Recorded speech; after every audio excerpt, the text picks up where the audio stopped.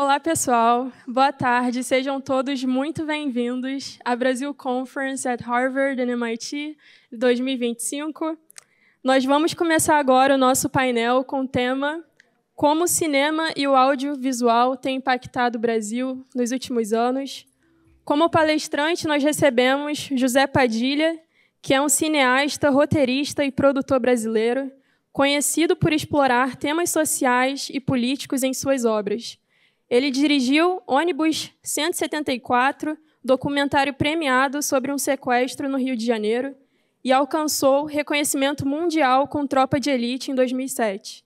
Vencedor do Urso de Ouro no Festival de Berlim, sua sequência, Tropa de Elite 2, O Inimigo Agora é Outro, tornou-se o filme nacional de maior bilheteria da história do Brasil.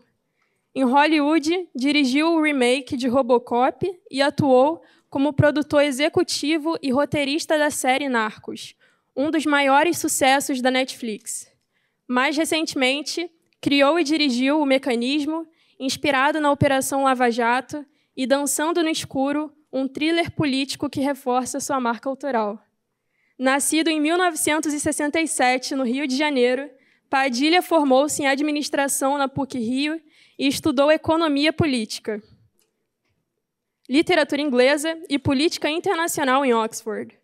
Sua trajetória começou com Os Carvoeiros, documentário sobre a exploração de trabalhadores rurais no Brasil, consolidando-o como um dos diretores mais influentes do Brasil. Para moderar o painel, nós recebemos Nina Padilha, co-presidente da Brasil Conference e presidente de logística. Sejam muito bem-vindos, é uma honra ter vocês conosco. A palavra é de vocês.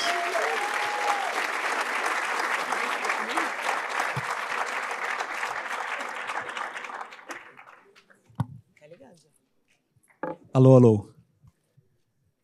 E aí, Zé? Deixa eu consertar meus créditos. Minha asta se preocupa com créditos. Bom, primeiro, eu não estudei em Oxford, nada dessas coisas. Alguém botou na internet lá, eu não tenho mídia social, não sei. Então, consertando isso. E também não fiz o filme Dançando no Escuro. Se é ruim, a culpa não é minha. E quero falar mais uma coisa. Eu estou aqui com a Nina Padilha. Eu sou o Zé Padilha. Ela é minha sobrinha. A gente não tinha se conhecido. Nos conhecemos hoje. Então, para mim, eu já alcancei meu objetivo nessa palestra. Obrigada, Zé. Para mim é uma honra. E acho que esse momento já é especial, porque ter você aqui na Brasil Conference. Acho que é um ano de... Pensando no cinema é muito importante para o Brasil. Acho que a gente teve muitas celebrações. E daí, duplamente importante para mim te conhecendo. E aqui ainda. Então, vamos lá, pergunta. Mas não pode ser pergunta sobre família. Não. Isso a gente deixa no sigilo. A gente está aqui, né, falando muito sobre Brasil, Estados Unidos, conectando, mas acho que é um pouco inevitável comparar. E a gente vive num mundo onde o cinema americano ele domina muito, né, as bilheterias globais. E não só porque tem qualidade, mas porque tem muito investimento. Acho que é uma engrenagem toda multibilionária, né, por trás. E ao mesmo tempo, a gente tem o cinema brasileiro, que tem muitos grandes profissionais, como você, e eu acho que uma cultura muito forte, muito enriquecida. Mas a gente enfrenta muitos desafios para se manter competitivo e relevante, até mesmo dentro do próprio país. O que você acha que essa economia e o ecossistema do audiovisual precisa fazer para fortalecer e ocupar mais espaço, tanto no Brasil quanto aqui fora? Então, quando o Bolsonaro se elegeu, o Paulo Guedes me chamou para ser ministro da Cultura. E eu perguntei para ele, você é meu amigo ou meu inimigo? E disse para ele que eu não tenho a menor ideia de como melhorar o audiovisual no Brasil. E realmente não tenho. Porque o problema do audiovisual no Brasil, e do cinema em particular, é que a gente fala português. Então, o mercado é muito menor do que o mercado americano. Muitas pessoas falam inglês no mundo. E a gente faz filme para o Brasil e para Portugal. E é isso. Então, assim, em termos de receita, de economia do cinema, o cinema no Brasil é limitado pela língua. Agora, existem coisas que as pessoas não sabem que são semelhantes em relação ao Brasil e Estados Unidos. Por exemplo, no Brasil, tem uma discussão sobre incentivo fiscal. O cinema é feito com incentivo fiscal, e porque é feito com incentivo fiscal, que é dinheiro dado do governo, as pessoas não se preocupam em fazer filmes que vão alcançar um grande público. Então, do lado do cineasta, o objetivo não é ganhar dinheiro, o objetivo não é ter filme necessariamente de sucesso. O objetivo é viver do orçamento e do incentivo que você recebeu e fazer o filme que você ama. Então, também tem uma questão de foco. O que você está olhando, né? Eu não gosto de fazer filme que ninguém vai ver. Eu não vejo por que fazer isso. Para mim, mas eu respeito quem faz. Então, eu sempre foquei de uma maneira diferente da maioria das pessoas no Brasil. Agora, os Estados Unidos também faz filme com incentivo fiscal. E isso é uma coisa que o Brasil é criticado radicalmente. Por exemplo, no Robocop que eu fiz, que tinha um orçamento de, sei lá, 150 milhões de dólares, 25% era incentivo fiscal. É quase todo o incentivo fiscal que o Brasil dá para o cinema em um ano. Porque existem tax breaks nos Estados Unidos e no Canadá. Então, o que eles querem? Eles querem criar emprego na indústria de cinema e dão vantagem e tax breaks para os estúdios. Então, o cinema é um negócio subsidiado no mundo inteiro. Você vai na França, todos os lugares que tem cinema, ele é subsidiado, inclusive em Hollywood. Você adiantou uma das minhas perguntas, e é a segunda vez que você faz isso. Acho que a gente está muito conectado. Eu ia te perguntar, realmente, se em 2028 você fosse o ministro da Cultura, o que você faria nos primeiros 100 dias? Mas só os primeiros 100 dias. Então, no primeiro dia eu pedi a demissão. Muito bem respondido. Zé, quando eu estava pensando o que eu ia te perguntar, e acho que muito o que eu também queria escutar de você, eu pensei na seguinte pergunta. Olhando para um país, ele é feito por língua, moedas, leis, território, povo, mas eu acho que também ídolos. Você diria que o Brasil é um país que cultiva poucos ídolos? Eu diria que no Brasil é difícil ser ídolo. Por vários motivos. Na cultura americana, isso é uma leitura que eu tenho, na cultura americana tem essa ideia de respeitar o winner. Então, por exemplo, no colégio, as pessoas querem estar perto do melhor jogador de futebol americano, do quarterback do time e tal. E no Brasil, a cultura é diferente. Se você, para parafrasear o Nelson Rodrigues, no Brasil, sucesso é ofensa pessoal. Existe uma cultura de... Quer dizer, eu estou dizendo isso, o Anderson sofre muito mais do que eu, porque eu sou cult e ele é pop. Ele pode falar disso na palestra dele, mas tem sempre essa ideia de... Sobretudo, por exemplo, no cinema, eu vou falar isso, mas... eu sou politicamente incorreto. Tem muito cineasta que torce contra o outro. E se você conversa com o Wagner, conversa com o Rodrigo Santoro e tal, não tem o ethos não é o ethos de apostar no cara que é um winner. É o ethos de criticar o cara que é o winner. É o ethos de... Isso tem também, as pessoas me falam em Portugal, etc, etc. Agora, na sua pergunta, o Brasil tem poucos ídolos. Basicamente porque o futebol brasileiro foi destruído pela sequência de técnicos horríveis que a gente colocou na seleção.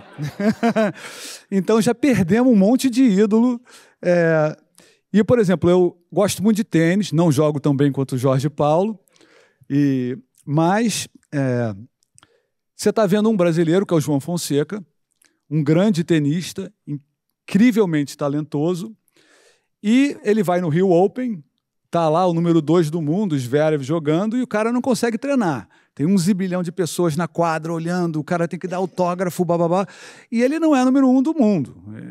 E ele também não é o único jovem que está jogando super bem. Eu conheço outros jovens que estão na frente dele do ranking, que jogavam com meu filho aqui. Então, a pressão, porque a gente tem pouco ídolo, a pressão é brutal sobre os ídolos brasileiros. É difícil. Com certeza. Mas você acha que... Qual é um ídolo que você criou, que você gostaria que fosse o ídolo do Brasil, mas acabou não sendo?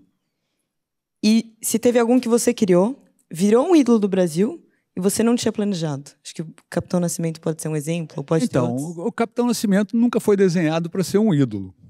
O Capitão Nascimento sobre humor e tortura as pessoas. Agora, ele virou um ídolo à minha revelia, né? E a revelia do Wagner, em parte porque o Wagner era um ator estupendo, e em outra parte porque o Brasil é um país extremamente sofrido com a violência. Vou falar um pouco sobre isso depois. E tem um ódio a traficante em favela, a miliciano. Imagina você morar num lugar que você não controla o que vai fazer. Você vai andar, o cara te para, o cara manda, você tem que pagar mais no bar. Assim, é difícil. Então, quando eu construí um personagem que era extremamente agressivo contra traficantes, ele virou um ídolo por isso, a despeito dos problemas óbvios que ele tem da ética. Agora, sobre ídolo, eu vou contar uma história. Eu fiz o Tropa, e Tropa 2, para filmar onde eu filmei, na Assembleia Legislativa, no Palácio do Governador, eu tive que mentir pelos cotovelos, porque tive que dizer para o Sérgio Cabral que o filme era a favor dele, consegui fazer e tal. Aí, bom, a gente tem uma eleição para prefeito, é a Gabeira de um lado, eu acho, e Duda Paz do outro. E o Sérgio Cabral era colado no Duda Paz, ele me liga. Eu atendo o telefone, o governador, tudo bem? Padilha, eu acho horrível o Capitão Nascimento apoiar o Duda Paz. Não é justo. Aí eu falei, governador, o Capitão Nascimento é que nem o Batman. Ele não existe. Quem apoia o Duda Paz, quem apoia o Gabeira é o Wagner Moura. Quer falar com ele? Eu passei o microfone, o Wagner não quis falar. Não, muito bom. Muito bom. Mas você acha que teve algum ídolo que você desenhou e pensou assim, toda a estratégia por trás do porquê esse personagem poderia virar um ídolo ou um grande sucesso? O personagem, além do filme, e não virou? Então, eu acho que o personagem que eu fiz, que virou um ídolo e eu realmente desenhei para ser um ídolo, foi no Narcos. Quando eu estava criando o Narcos, no cinema você tem um writer's room, um grupo de escritores, eu era o produtor executivo e era diretor. Então, na verdade, eu dizia qual era a história que eu queria contar. E quando você break story, normalmente você bota umas cartelas assim, com todas as sequências que tem em cada episódio, os atos e tal. Essa é a história que o cara tem que escrever. É mais difícil decidir o que você vai escrever do que escrever em si. Mais difícil é bolar a história. Então eu deixei aquilo lá e fui fazer outra coisa. Quando eu cheguei na Colômbia, tinha um showrunner e o showrunner tinha mudado as cartelas e começava pelo avião que o Pablo Escobar derrubou com uma bomba para matar 2 pessoas no avião e matou todo mundo mais que estava. E eu olhei aquilo e falei, cara, imediatamente todo mundo vai odiar o Pablo Escobar. E eu quero um Pablo Escobar que as pessoas gostem no começo. E eu quero desenhar esse Pablo Escobar que é engraçado, que é não sei o que lá. Aí eu mudei, faltando 90 dias para o horror da Netflix, eu comecei a mudar tudo e tal, e desenhei esse Pablo Escobar que as pessoas iam ter alguma empatia, né, para o Wagner fazer. Eu acho que esse foi um personagem que virou o personagem mais importante da primeira fase do Narcos, que eu me acredito por ter feito o Pablo Escobar, de uma certa maneira, um ídolo. Não, com certeza. Eu só faço ídolo ruim. Nascimento, Pablo Escobar. Mas a galera gosta. Acho que tem muita estratégia, né, que rola por trás na criação de vários projetos. O conceito de estratégia? Não, essa não é a pergunta. Mas acho que tem um assunto que está muito em alta, acho que por motivos óbvios, é muito essa questão do TikTok, do AI, tudo que está muito em abundância, exagero, mas aí você tem muito um recurso escasso que passa a ser a atenção das pessoas, certo? Então, como que você mudou a sua estratégia de contar histórias para o mundo onde as pessoas estão... O tempo de atenção está diminuindo muito, e muito rápido. Tem alguma coisa que você vem pensando, feito, ou até lendo, vendo? Então, certas coisas são constantes, não mudam, e outras coisas mudam muito rápido. Eu vou explicar o que eu quero dizer. Uma parte importante de você ter a atenção das pessoas é a dramaturgia. É como você constrói uma história. A primeira pessoa a escrever sobre dramaturgia de maneira sistemática, que a gente sabe, foi o Aristóteles. Ele definiu dramaturgia de peças com cenas, sequências, atos, e isso compõe um filme, uma peça. E hoje em dia a gente faz dramaturgia exatamente do jeito que o Aristóteles escreveu. Né? Contar história é algo que você está fazendo, faz parte da natureza humana, contar história. E as pessoas, e as histórias têm uma certa lógica interna que ajudam você a ter seu público. Então, por exemplo, uma história precisa ter conflito. Então eu tenho que apresentar um personagem que quer alguma coisa que ele não consegue obter. Então o Capitão Nascimento quer sair do BOPE e tem que criar alguém para ficar no lugar dele. E ele não consegue fazer.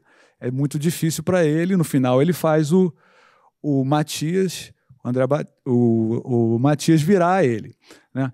Então, primeiro, isso é uma premissa básica. Outra premissa básica é foco narrativo. Se você está contando uma história, e aí eu estou falando do Capitão Nascimento, aí eu mudo para falar do Soldado Fábio, aí eu vou para falar do Matias, eu não tenho um foco narrativo, eu não estou seguindo e dando uma relação de causa e efeito entre as minhas cenas, conectadas por uma ideia. Né? Então, por exemplo, o foco narrativo é um princípio de como montar uma história. O que eu estou dizendo? Isso continua válido. Não importa se é uma história de 1 minuto. Jornalismo, por exemplo, a gente acha que jornalismo é uma reporta o que acontece. Não, jornalismo tem estrutura de dramaturgia. O cara não diz a bolsa despencou e a taxação dos importados, o cara diz o Trump fez não sei o que, blá. Personagem, conflito com o leitor. Então isso não muda. Se você quer trabalhar na área do visual, isso é uma coisa que você tem que entender. Agora, o delivery muda com a tecnologia. Né? E eu, por exemplo, vivi isso de uma maneira forte, porque quando eu fiz o Narcos, a Netflix era pequenininha. Era em Beverly Hills, eu entrava pelo escritório do Ted Sarandos, que é o CEO, e conversava com ele sobre a série. Não era uma empresa gigantesca que é hoje. Hoje em dia tem 20 pessoas entre você e o Ted Sarandos, por exemplo. E a Netflix tem um modelo, por exemplo, no cinema, qual é o modelo de business do cinema? Um filme é um centro de custo. Então, por exemplo, eu filmei o Robocop lá. O Robocop custou 125 milhões de dólares. Vai ter mais 70 milhões de marketing. Vamos imaginar. Sei lá, tem um projeto de 200 milhões de dólares. O filme tem que dar dinheiro por si só. Eu tenho que fazer a conta e o filme tem que se pagar e dar lucro. Né? No streamer, o business é totalmente diferente. Eu posso fazer um show incrível e 10 shows ruins. Se o incrível for bom, eu tenho assinatura. Então, eu tenho que ganhar assinante. Então, no começo, ou seja, a minha receita é descolada do centro de custo de cada filme. Ela é colada na totalidade do que eu tenho e nas séries que atraem novo público para mim. Então, no começo, a Netflix arriscava muito. Netflix fazia coisas diversas. Até no Narcos, o Ted Sarandos chegou para mim e falou, você tem alguma ideia de ator? Aí eu tomei um risco. Falei, eu quero o Wagner Moura para fazer o Pablo Escobar. Aí ele falou, o Wagner Moura fala espanhol? Eu falei, fluente. Aí liguei para o Wagner Moura e falei, Wagner, você fala espanhol? Não fala uma palavra de espanhol. Falei, então vai para a Colômbia. Ele foi para a Colômbia. A Netflix fazia coisa assim. Né? E o que aconteceu com a tecnologia? A Netflix começou a ter uma base gigante de clientes. Ela foi o melhor streaming, ela foi mais rápido que todo mundo, eles são extremamente competentes, o Reed e o Ted. E eles ganharam a competição dos streamers. Só que, como uma consequência da tecnologia, eles sabem tudo que todo mundo faz. Então, por exemplo, você ligou lá o Narcos. Eles sabem se você desligou com 12 minutos.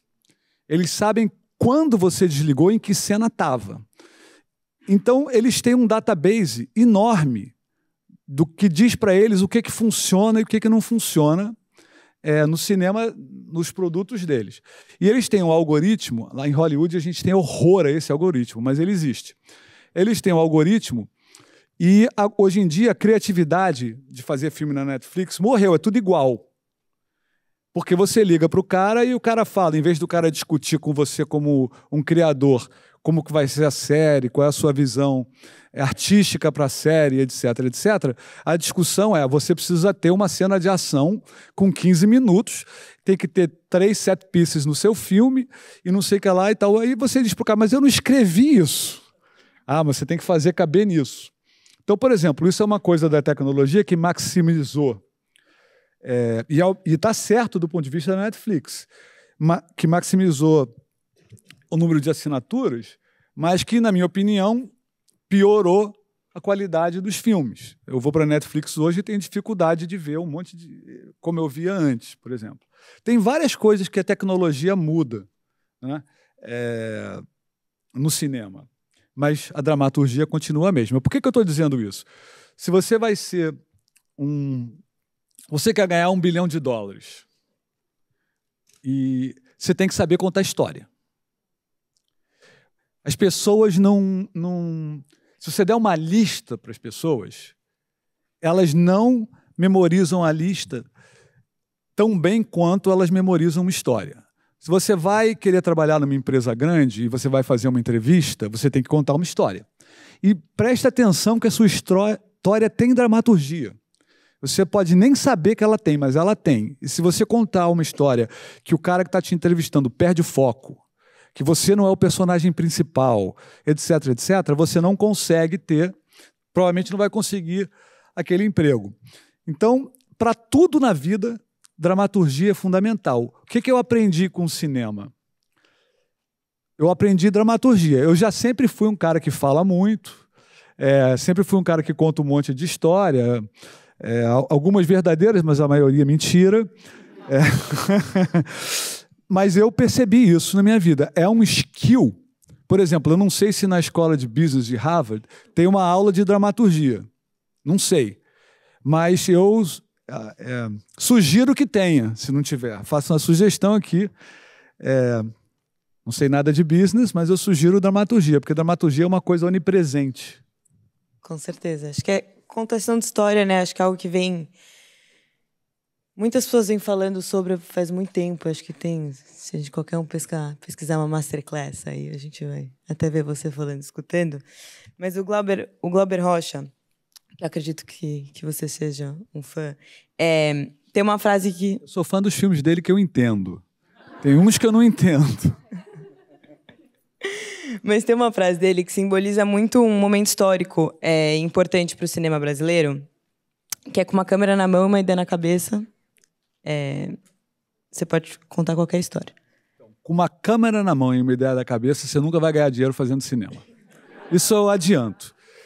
Você tem que ter... A coisa mais importante do cinema, o Glauber filmava meio que sem roteiro. Então, a dramaturgia dele, como ele era um gênio, era uma coisa que ele improvisava na hora e tal, mas ele fazia filmes que eram amados pelos filósofos franceses, né? Que eu também não sei o que eles falam, não entendo nada que eu leio de filosofia francesa, mas, né, Cannes, isso é o oposto de você fazer um filme que vai ser visto por muita gente. Então, eu respeito o Glauber como artista, mas a gente tem que entender o Glauber pelo que ele é, né? Será que eu acho super interessante fazer filme artístico que não tem público? O Scorsese tem uma frase que ele fala, um para mim e outro para eles. Quer dizer, um que eu gosto de fazer e não quero saber do meu público, e outro para Hollywood, para eu conseguir pegar dinheiro para o que eu gosto de fazer. Eu só gosto de fazer o que tem público. Bom ponto. Acho que criar roteiro, né? Acho que talvez com todo o AI generativo, acho que a capacidade das pessoas contarem histórias cresceu bastante. Agora, com o prompt, qualquer um pode ter um shot digno de Hollywood, se a gente pode falar assim, em segundos. Você tem, estudado e olhado para ferramentas do tipo e até experimentado com algumas? Bom, quem não aprendeu a operar AI está liquidado. Primeiro eu vou dizer isso. AI é uma coisa fundamental, vai mudar um monte de coisa, vai mudar a administração de empresa, vai mudar criação de filme, vai mudar tudo e a gente não sabe de que maneira vai mudar, mas vai mudar. Então, essa é a primeira coisa. Eu uso AI no meu trabalho. Eu escrevo muito mais rápido do que eu escrevia com AI. Agora, AI não tem ideia.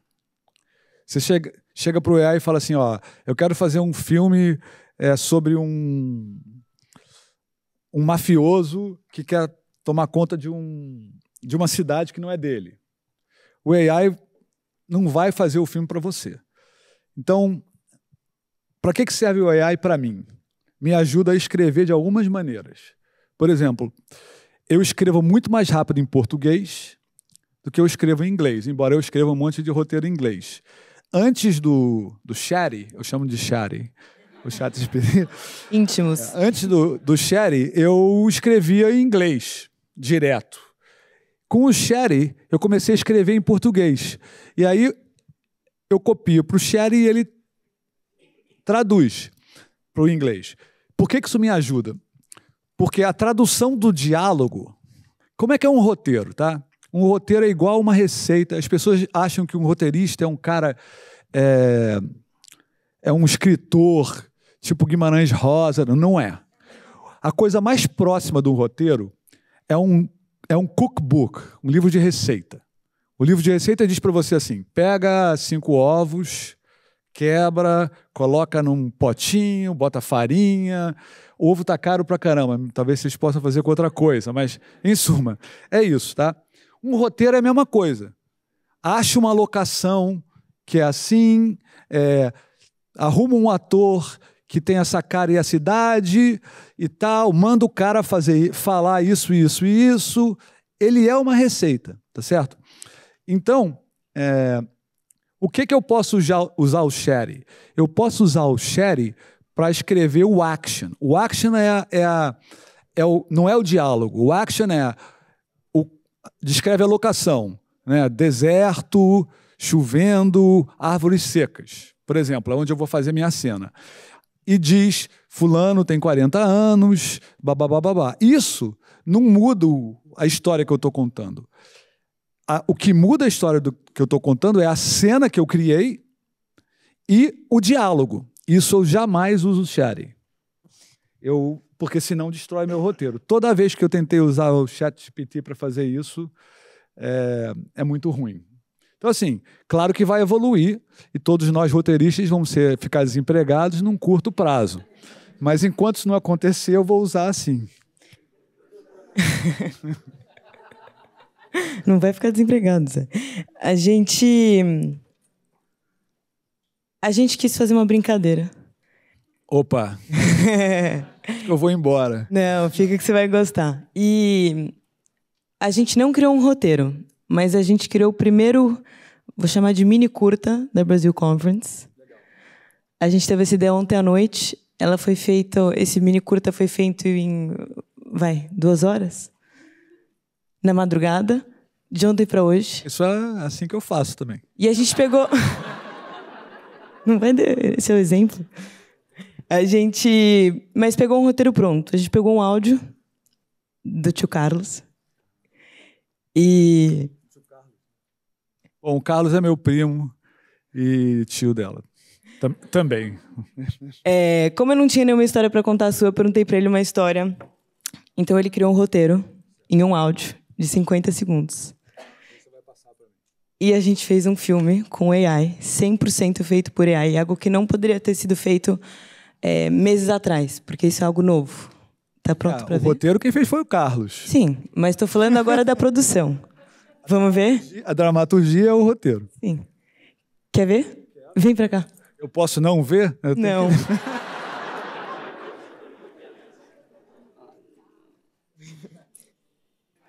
Tá igual o estádio, galera. Uma história da infância do Zé que ele lembra é a seguinte. Ele tinha uma casa em Teresópolis, tem ainda essa casa em Teresópolis, né? E no fundo da casa tinha um muro. E atrás do muro tinha um galinheiro, né? E a gente andava às vezes em cima do muro ali. Ficava olhando as galinhas lá embaixo. O muro tinha uns 2,5 metros, 3 metros de altura. E uma vez a gente estava olhando, o Zé escorregou do muro e caiu em cima de uma galinha. E aí voou pena pra ver, não sei o quê. E a galinha não morreu. Todos terminaram bem. O Zé imundo lá que caiu no meio do galinheiro, em cima de uma galinha. E a história é essa. Acho que pra fazer um curta de IA vai ficar boa a história.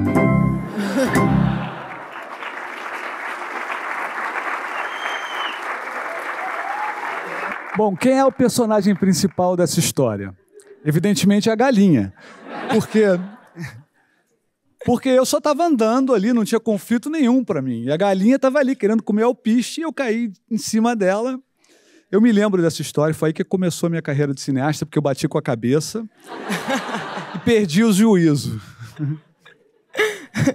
Mas muito bom, né? E a gente fez isso até, Nelson. Ficou ótimo. Obrigado. O filme. Ficou ótimo, né? Ficou ótimo. Carlos podia ter contado histórias muito piores. Eu vou ligar para ele e agradecer. Ele foi legal. E a touquinha e o óculos foi identidade sua que a gente touquinha e o óculos eu não usava naquela época porque eu tinha cabelo, né? Ah, entendi. Mas alguém quer fazer alguma... Eu posso fazer isso? Posso... Fica à vontade. O Jorge fez, eu vou fazer também. Alguém...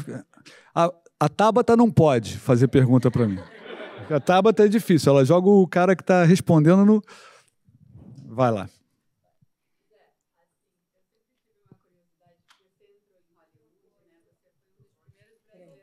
No microfone? Ela sempre teve uma curiosidade que eu entrei em Hollywood. Não. Ele foi um dos primeiros a furar a bolha, né? Cuarón com Y Tu Mamá También, né? Guilherme com Alejandro Del Toro com... Ninguém sabe de quem você está falando. Não. Vai direto para...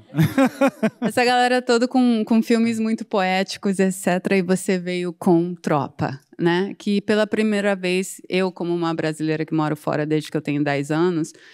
fiquei impressionada com a força do tipo de cinema que você fazia, e aí logo depois veio Pablo, né, que revolucionou. A gente que mora fora, né, você foi o único brasileiro que broke the bubble, né, pop the bubble in Hollywood, as we say. E aí, agora com essa transição, né, do cinema, com streamers, com AI, com tudo que está acontecendo, que é uma discussão bem, né, longa que a gente pode ter, você acha que também está rolando uma coisa positiva, né? Porque a gente sabe que $200 million films doesn't... Já entendi a sua pergunta. Vou responder, porque senão ninguém mais consegue perguntar. Is it helping diretores novos brasileiros entrar no mercado agora? Porque sabem que um roteiro talvez de $10 mil, né, pode dar uma bilheteria gigantesca, porque não tem mais regra, né? Bom, então, tudo que eu faço, o primeiro é bom. Depois vai piorando. Por exemplo, o primeiro documentário que eu fiz foi o Ônibus 174. Aí ganhei o Emmy, ganhei o Peabody e tudo mais. Depois eu fiz o primeiro filme que eu fiz, foi o Tropa de Elite, que foi... O Ônibus 174 eu acho que é a melhor coisa que eu já fiz, na minha opinião. Depois eu fiz o Tropa de Elite, que foi o meu melhor filme, na minha opinião. Depois eu fiz a primeira série, que foi o Narcos, que foi a minha melhor série. E ano passado eu fiz o meu primeiro comercial, eu ganhei Leão de Ouro, babá. Não me contrata para fazer a segunda coisa. Eu dei sorte, mas qual é a resposta aqui?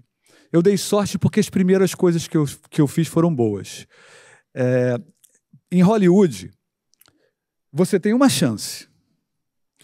E eu fiz o Tropa de Elite naquele ano, sobretudo o Tropa de Elite 2, que foi um modelo de negócios totalmente diferente.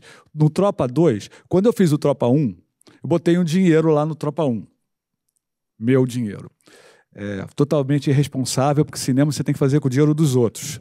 Mas eu botei lá o meu dinheiro. E eu recoup o meu dinheiro, ganhei algum lucro. Mas teve um público gigantesco e o filme ganhou muito mais do que o recouped. Aí eu fui olhar o filme, a cadeia de distribuição no filme, e vi que a distribuidora ficava com sei lá, 90% da receita, embora tenha botado no Brasil muito menos dinheiro do que eu, porque eu botei dinheiro próprio, mais o incentivo que eu consegui. Então, quando eu fui fazer o Tropa 2, eu parti primeiro da pirataria do Tropa 1, então eu sabia que o Tropa 2 ia ser um sucesso de qualquer jeito, é impossível. Mesmo que eu fizesse um filme muito ruim, todo mundo ia ver na primeira semana. Fiz um projeto de $7 milhões, dos quais 5 era para fazer o filme, 2 era para distribuir o filme. Fiz tudo em película, que é um trabalho desgraçado, porque tem que carregar os rolos e tal, nada digital para não ter pirataria, e montei uma distribuidora. Eu descobri que as distribuidoras eram uns escritórios pequenininhos, que tinham um brasileiro lá e o cara terceirizava tudo. Terceirizava o marketing, a entrega das cópias. Aí eu falei, eu consigo fazer isso. Aí fiz a distribuidora e chamei amigos para investir no filme. E o investimento era simples. O projeto custa 7 milhões. O que você botar vai ser proporcional aos 7 milhões. E eu vou ganhar um dinheiro para administrar isso. Vou ganhar como se fosse um private equity, não sei. Alguém? E tal. E aí, quando eu fiz isso, o Tropa 2 teve a maior bilheteria até aquela época do cinema brasileiro. A gente investiu 7 milhões e ganhou 70 milhões num espaço de 3 meses. Os sócios ficaram super felizes, porque o dinheiro entrava direto na minha conta, eu ia pagando todo mundo instantaneamente. E aí eu vi como é que era a estrutura do cinema. Mas por que eu fiz bastante dinheiro e saiu no mundo? Os caras me chamaram para cá e eu fui fazer Robocop. Robocop também ganhou dinheiro. Então, Hollywood é um clube, entendeu? Se você ganha dinheiro 2 vezes, ou na primeira vez que você faz, você pode errar o próximo filme. Eu não errei, porque eu fiz o Narcos, mas eu poderia ter errado. Então é um clube. E é money talks. Hollywood é dinheiro. Hollywood é um business, não é cinema de arte.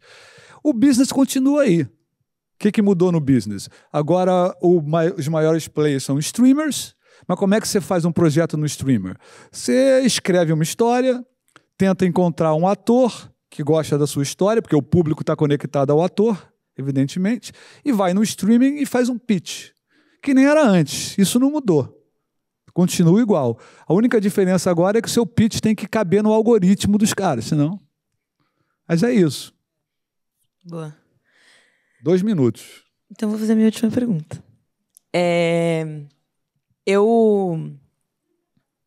Você veio para cá faz muito tempo que você está morando nos Estados Unidos, e acho que as suas primeiras produções, como você falou, acho que trouxe muito o Brasil para perto de você. Mas eu queria saber, pensando no futuro, onde a gente vai ver o futuro nas suas produções? Onde você coloca, onde você pensa? Porque a gente fala muito aqui de conexão do Brasil com o mundo e o futuro muito do Brasil. E eu queria saber de você. Uma das coisas que o Narcos fez, isso é uma história engraçada, porque o Narcos era a primeira série internacional da Netflix. E aí a gente ia filmar na Colômbia. Aí eu fui para a Colômbia, não tinha ninguém da Netflix na Colômbia. Tinha uns caras lá de uma distribuidora chamada Gaumont, e eu consegui fazer o que eu quis. Os roteiros estavam em inglês, eu comecei a botar metade em espanhol e fiz a série do meu jeito, porque eu achava que o Wagner era o melhor ator, então tinha que ter mais fala para ele. O Pedro Pascal também falava. Pedro Pascal é um grande ator, vocês sabem quem é. Então eu fiz a maioria em espanhol. E aí, quando eu fui exibir os 2 primeiros episódios que eu dirigi, montados para o Ted, que é o CEO da Netflix, sentou eu, o Ted, a Cindy Holland, que era a segunda pessoa da Netflix, mais o Rodrigo Amarante, do Los Hermanos, que fez a música. E o Ted olhou o filme, e acabou de olhar o filme, falou para mim, adorei, parece Scorsese, maravilhoso. Aí virou para a Cindy e falou, por que você fez um negócio em espanhol? Meio que tinha que ser 70% em inglês. Aí ele virou para mim e falou, tem que ser 70% em inglês. Eu falei, Ted, eu tenho uma péssima notícia para você. Você está vendo os 2 primeiros episódios montados. São 10 episódios, eu já filmei 7. Esse negócio é em espanhol. Aí, olha só que maluquice. Aí eles decidiram que a série ia fracassar. Netflix decidiu que ia ser um fracasso. Aí me chamaram, a Cindy me chamou o Eric Newman, que era meu sócio na época, e falou, olha, vocês são produtores executivos para sempre, mas a gente está tirando vocês aqui, botando um outro showrunner para fazer tipo CSI, americano, blá, blá, blá. Aí abriu a série. E aí a série arrebentou. As pessoas na CNN falando da série, bilíngue. E imediatamente a Cindy Holland me chamou para almoçar, porque ela tinha uma série incrivelmente sucesso e ela tinha mandado o cara que fez a série embora. Aí ela me chamou, sentei com ela, ela falou, você pode voltar? Posso, tem que demitir aquele cara que você botou no meu lugar imediatamente. Ela foi lá, demitiu e tal. Aí o Ted Sarandos, que tinha falado para mim não fazer em espanhol, me chamou para dar uma palestra gigante, com todo o staff da Netflix, e a palestra era como eu e ele tínhamos criado a primeira série bilíngue. Juro por Deus, não estou mentindo. É claro que eu concordei com ele, o Ted foi fundamental para esse processo, babá. Mas depois do Narcos, se eu quiser fazer uma série em português, por exemplo, Chernobyl é uma super série, Shogun é uma super série, e é em japonês aquele negócio. Então, assim, quebrou essa barreira de linguagem. E, além do mais, o mercado da Netflix é um mercado mundial. O cara botou a série lá na Netflix, você pode baixar lá na Alemanha, pode baixar... O Brasil é o segundo maior mercado da Netflix. Então, isso foi uma...